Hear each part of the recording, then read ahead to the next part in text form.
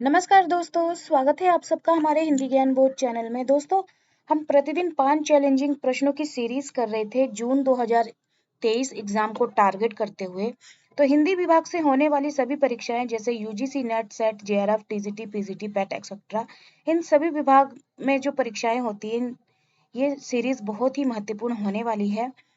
तो जो जन पहली बार हमारे इस वीडियो को देख रहे हैं, वीडियो को लाइक करिएगा, ज़्यादा से ज़्यादा शेयर करिएगा, चैनल को सब्सक्राइब कर सकते हैं इसी तरह की सीरीज पाने के लिए। तो पहला प्रश्न आप सभी के सामने है, नंददास के बारे में रामचंद्र शुक्ल के क्या विचार हैं? ये 4 ऑप्शन दिए गए हैं और नीचे इनके विकल्प दिए हैं जिनको आपने छांट के बताना है। तो नंददास के बारे में रामचंद्र शुक्ल के क्या विचार हैं? तो इसका जो सही उत्तर हो जाएगा, पहले ऑप्शन पढ़ लेते हैं। इनकी रचना भी बड़ी सरस और मधुर है। कृष्ण की रास लीला का अनुप्रसादायुक्त साहित्यिक भाषा में विस्तार के साथ वर्णन है। इनकी रचना रस पंचाध्यायी 16 छंदों में लिखी गई है। अनुप्रास और चुने हुए संस्कृत पद विन्यास आदि नंददास की कविता में नहीं पाए जाते हैं। नीचे दिए गए विकल्प में से सही उत्तर जो हो जाएगा इसका, वो है ऑप्शन बी। ऑप्शन बी इसका सही उत्तर हो जाएगा। इनकी रचना भी बड़ी सरस और मधुर है। और नीचे वाला जो ऑप्शन है ख। और जो लास्ट के दो हैं, वो इनकी रचना रस पंचाध्यायी सोरठा छंद में लिखी गई है। तो ये सोरठा छंद में नहीं लिखी है, ये रोला छंद में लिखी गई है। इसका सही उत्तर हो जाएगा ये, यहाँ पे गलत लिखा है। इसी तरह से जो घ में लिखा हुआ है अनुप्रास और चुने हुए संस्कृत पद विन्यास आदि नंददास की कविता में नहीं पाए जाते। ये नंददास जी के बारे में नहीं है, ये सूरदास जी के बारे में रामचंद्र शुक्ल जी ने कहा है।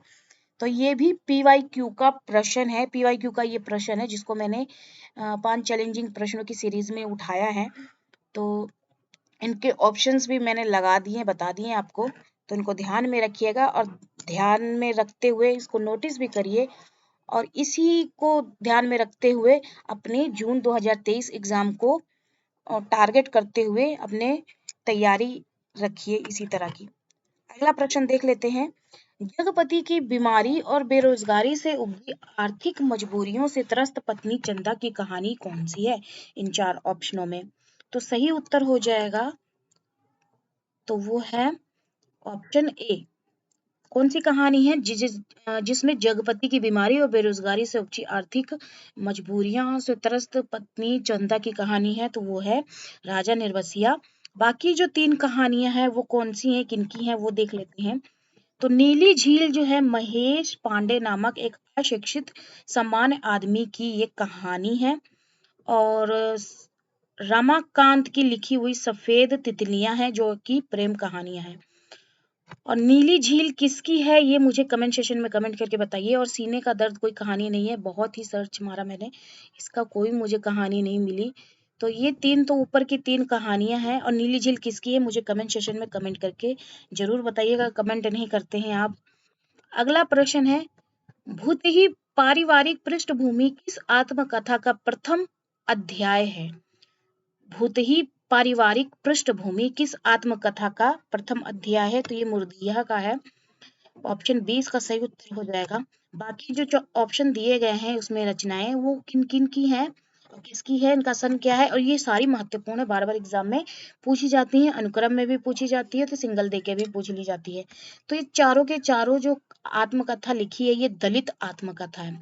तो ओम प्रकाश वाल्मीकि का ये जूठन आत्मकथा है, दलित आत्मकथा 1997 की है। तुलसी राम की मुर्दैया है जो कि 2010 की है। मोहनदास नेमिशराय का ये अपने अपने पिंजरे हैं जो कि 1995 की है ये दलित आत्मकथा। उसके बाद रूप नारायण सोनकर की दलित आत्मकथा मेरी पत्नी और भेड़िया, ये 2009 की आत्मकथा है। तो इनको भी आप ध्यान में रखिएगा, बार बार रिपीट होती हैं। अगला प्रश्न देख लेते हैं, शेखर एक जीवनी उपन्यास की विशेषता क्या है? तो शेखर एक जीवनी उपन्यास की विशेषता इन 4 ऑप्शन में दी है, विकल्प दिए हैं, सही उत्तर देख के बताना है।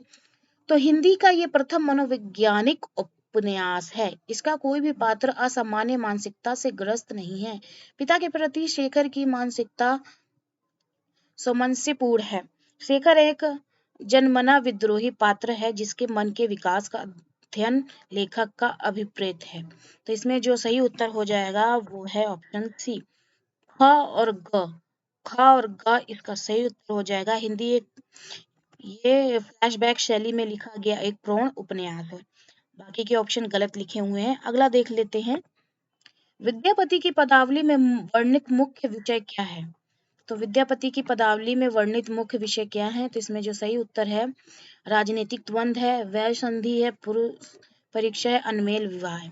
तो इसमें जो सही उत्तर हो जाएगा वो है ऑप्शन सी, ख और घ।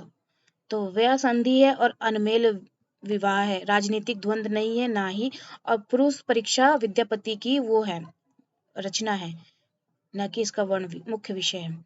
तो सही उत्तर ये हो जाएगा। अगला हम करेंगे अगले के वीडियो में 5 प्रश्न। तो इसी तरह की सीरीज अगर आप चाहते हैं तो वीडियो को ज़्यादा से ज़्यादा आप लाइक करिए, शेयर करिए और इस कुछ चैनल को सब्सक्राइब कर सकते हैं। इसी तरह की सीरीज अगर चाहते हैं तो एग्ज़ाम से 2 महीना पहले मैं 50 प्रश्नों की सीरीज मैं शुरू करने वाली हूँ। 5000 प्रश्नों की सीरीज भी मैंने शुरू की थी, उसी में मैं ये 50 प्रश्नों की सीरीज ऐड कर दूंगी। तो साथ बने रहिएगा। जो मेरे प्रश्न कराए हुए एग्जाम में ज़्यादातर आते हैं और बहुत ही हेल्प मिलती है। तो फिर मिलते हैं।